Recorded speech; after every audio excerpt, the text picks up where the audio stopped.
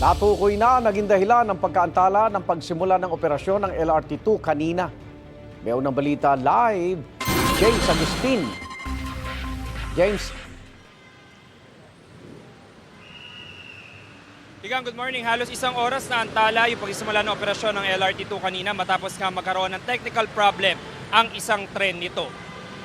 Alas 5 na umaga dapat ang pagsisimula ng operasyon ng LRT2. Nakapasok na sa mga estasyon ng mga pasahero pero inabisuhan sila na bumaba muna dahil nagkaroon ng technical problem ang isang tren sa Araneta, Cubao Station. Nakapanayam natin ang ilan sa kanilang papasok na sana sa trabaho at eskwela. Nagulat ako sa Katipunan, sana ako sasakay, wala. Mag-jeep na lang po ako. Ito lang kasi way ko na pauwi. Tapos, ito lang yung inaasahan ko, yung mas mabilis. Kasi sa jeep, kasi minsan nata-traffic talaga. Ayon kay LRT Administrator Attorney Hernando Cabrera, nagkaroon ng problema sa air compressor ang tren. Ito yung nagpapagalaw sa pintuan ng tren maging sa preno nito. Itinulak na raw pabalik sa depot ang tren. 5:55 AM na magsimula ang operasyon. Alas 6 ng umaga nang buksan ulit ang estasyon sa mga pasahero. Samantala, humingi naman po ng paumanhin ng pamunuan ng LRTA doon sa mga pasahero na maagang naabala. Iniimbestigahan nila ang nangyaring insidente. Dito naman po sa Araneta, Cubao Station, kung makikita nyo, Igan, ay tuloy-tuloy lamang yung dating ng mga pasahero. Pero hindi na po naiipon yung mga pasahero. Malayo yung sitwasyon. Kanina na dinatnan natin dito sa Araneta, Cubao na maraming mga pasahero na naghihintay ng masasakyan along dito sa Aurora Boulevard. Yan ang unang balita mula po rito sa Quezon City. Ako po si James Agustin para sa GMA Integrated News.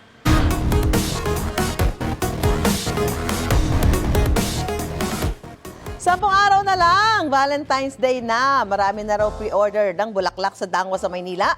At asahan na raw ang pagtaas ng presyo sa mga susunod na araw. Price check tayo sa unang balita live ni EJ Gomez. EJ? Susan, good morning. Kapapasok nga lang ng February at laging inaabangan ang Araw ng Puso. Chocolate at flowers ang madalas ipanregalo at ang mga presyo nga ng mga bulaklak dito sa Dangwa sa Maynila nasa normal pa naman sa ngayon. Pero ayon sa mga nagtitinda sa mga susunod na araw, asahan daw ang pagtaas na aabot sa doble o higit pa.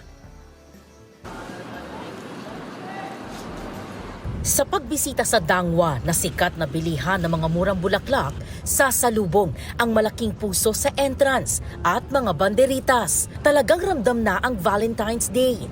Sa ngayon, hindi pa gaanong dagsa ang namimili rito sa Dangwa. Ayon sa mga nagtitinda, asahan ang pagtaas ng presyo sa mga susunod na araw. Ngayon ma'am, before mag-Valentine's, same price pa lang din po. Pero by this week siguro ma'am, baka magtaas na po tayo sa mga flowers natin. Katulad ng mga roses po natin ma'am, sa red tsaka sa white, before po dumating dito sa amin, galing sa supplier, nagkakaubusan po kasi nga nagpe-pre-order na po sila. Halos wala nang mabiling red o white roses ngayon sa Dangwa dahil nagkakaubusan sa dami raw ng nagpi-pre-order. Kaya ibang kulay ang itinitinda. Ang isang bundle na may 5 pirasong rosas nasa 250 pesos hanggang 300 pesos ngayon. May tig 150 pesos naman na bundle gaya ng Stargazer, Eucalyptus Leaves, Sunlight Moms at Moms. May mas mura rin na 100 pesos kada bundle na bulaklak tulad ng Statis, Misty at Chamomile. Ang mga bouquet naman mabibili sa 500 pesos ngayon. Kung sa susunod na linggo pa bibili, maghanda ng dagdag na budget dahil posibleng tig 1,000 pesos na o higit pa ang presyo. Bago mag-okasyon po ma'am, nagtataas sila 50 to hanggang sa madoble yung price po ng mga flowers. Para makatipid po, dapat po mag-pre-order na po sila para pick upin na lang nila sa mismong mga February 10 to 14.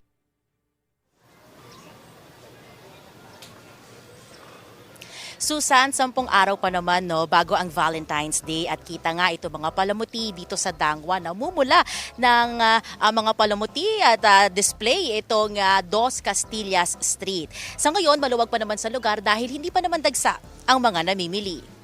At yan, ang unang balita mula po rito sa Dangwa sa Maynila. EJ Gomez para sa GMA Integrated News. Pinuna sa Senate Committee on Tourism ang paglalagay ng larawan ni Tourism Secretary Cristina Garcia Prasco sa ilang larawan ng magagandang tanawin sa Pilipinas.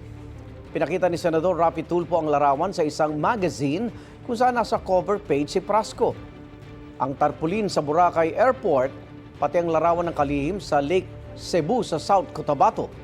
Paliwanag ni Prasco, hindi ipinaalam sa kanyang paglalagay ng kanyang litrato sa magazine. Hindi rin daw siya ang nag-utos na isama siya sa welcome tarpaulin sa airport. Sa Lake Cebu naman, naroon daw siya dahil sa trabaho. I have tried to be as present as possible in our destinations and for our stakeholders. That is the extent of the duty that I have exercised and nothing more. Compared to other countries like Vietnam, Korea, Malaysia, Japan, hindi niyo po nakikita yung mukha ng mga secretaries ng Department of Tourism nila doon eh. Wala, never. Nakakalata yung mga tao na parang pinopromote yung sarili mo for whatever reason. Perhaps if it is the pleasure of the senator that I no longer visit our destinations or that there be no coverage of the same, we can take that into serious consideration. Of course, ma'am, you can visit. Why not?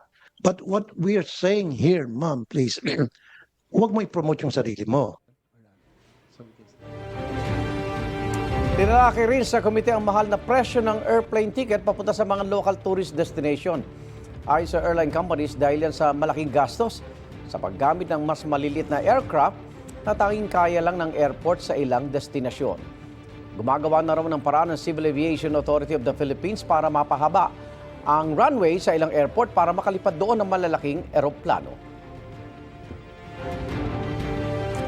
Pagbubutuhan ngayong araw ng House Committee on Justice kung sufficient in substance ang unang impeachment complaint laban kay Pangulong Bongbong Marcos.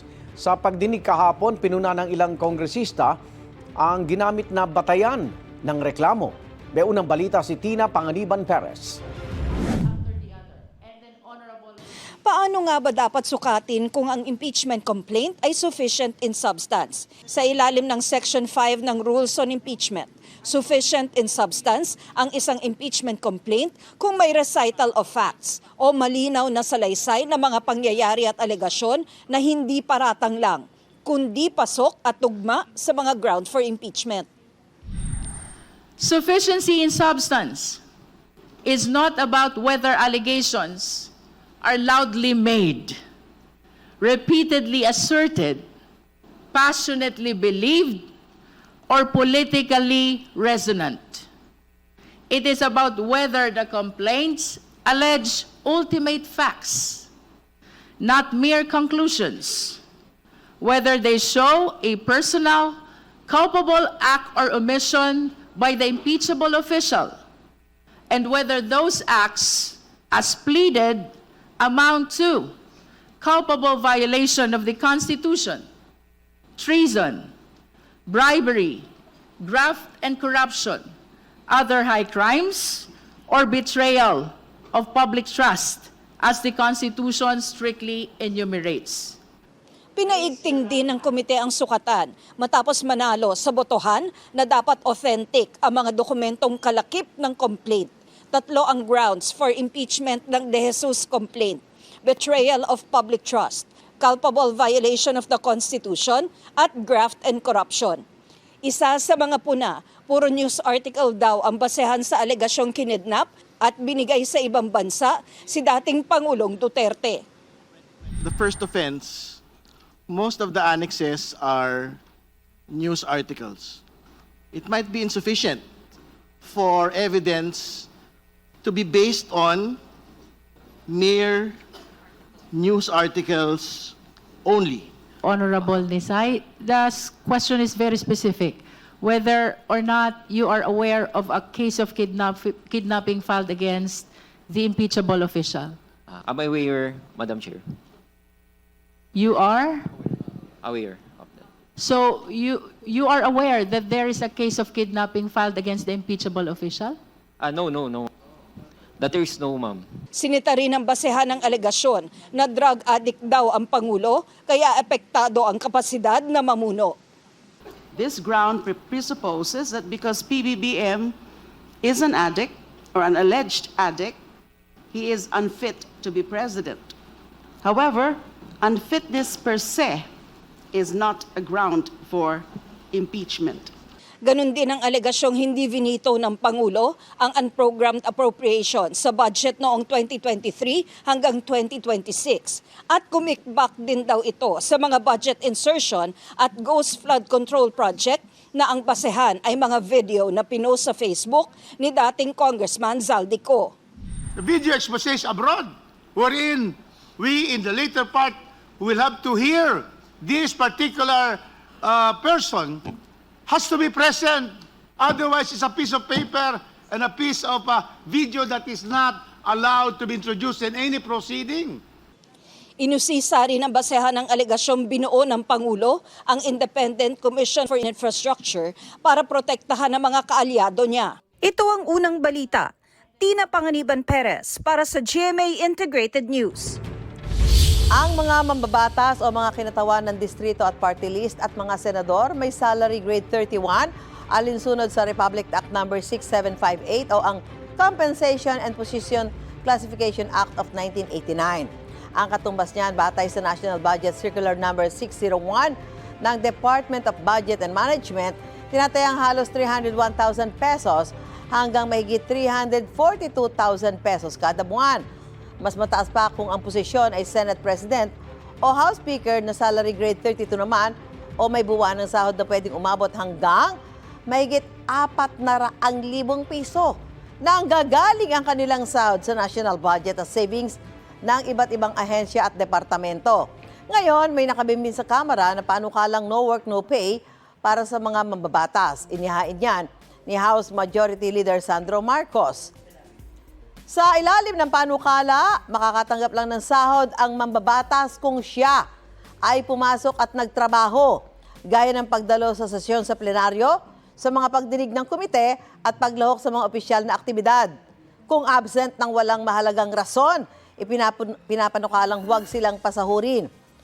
Para kay Senador J.V. Ejercito, pwede ito para maging patas sa lahat. Nabanggit pa niya si Senador Ronald Bato de la Rosa na Oktubre pa huling pumasok sa Senado. Sinusubukan pa namin kunan ng reaksyon ang iba pang miyembro ng Kongreso. Kapuso, huwag magpapahuli sa latest news and updates. Mag-iuna ka sa balita at mag-subscribe sa YouTube channel ng GMA Integrated News.